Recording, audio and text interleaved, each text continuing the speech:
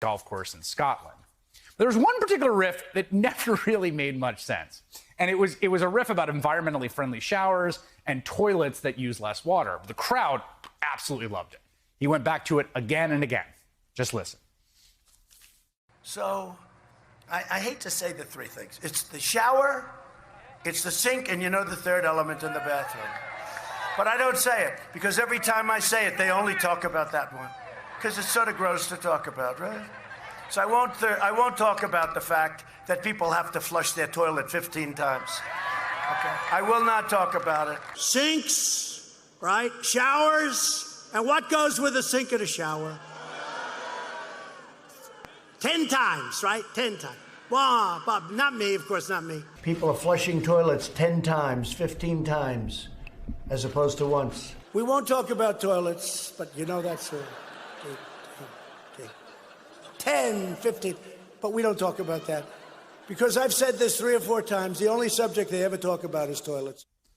Okay, first of all, credit where due, it is a funny bit.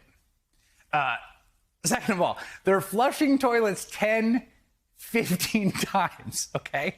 Not 3 times, not 4 times, 10 or 15 times. I mean, you look at it, you think like, is the guy well? Is there something going on? Should he be going to Walter Reed to get that checked out? What is he talking about?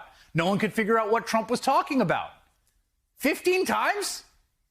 Well, today we might have an answer. According to a new nugget from New York Times' Maggie Haberman's upcoming book, which comes out actually in the fall, while President Trump was in office, staff in the White House residence periodically discovered wads of printed paper clogging a toilet and believed the president had flushed pieces of paper. At least according to this report, staff believe that the President of the United States, the Commander-in-Chief, Donald J. Trump, was personally flushing documents down the toilet, ripping them up, flushing them down the toilet. At the very least, 10 to 15 flushes starts to make some sense. I mean, I've never disposed of documents that way, but I can imagine, particularly with those efficient toilets, it could be a while. We should note that Trump has denied the allegations for what that's worth. Writing one of the statements, he's forced release now because he's banned from Twitter, quote, "Another fake story that I flushed papers and documents down a White House toilet is categorically untrue and simply made up by a reporter in order to get publicity for a mostly fictitious book." But it's been widely reported that Trump has a habit of destroying documents, ripping them up, apparently designating them for burn bags, maybe perhaps even flushing them. I think it's true the lesson he learned is never leave anything in writing. And there's always, again, to go back to the brazenness, right? There's always this kind of exculpatory air that hangs over him because he's like so clearly such a moral idiot who doesn't know like what's right and what's wrong, that there's something exculpatory about the fact that he ripped everything up. Like that was their spin. Like, oh, it's just habit. He's like a paper ripper.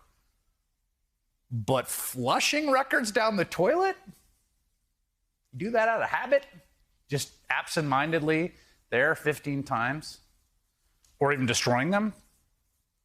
Okay, that's just flagrantly unlawful in a way that people in the White House should understand. Trump apparently thought he could flush away the evidence. And the guilty conscience embedded that implies is so incredibly telling.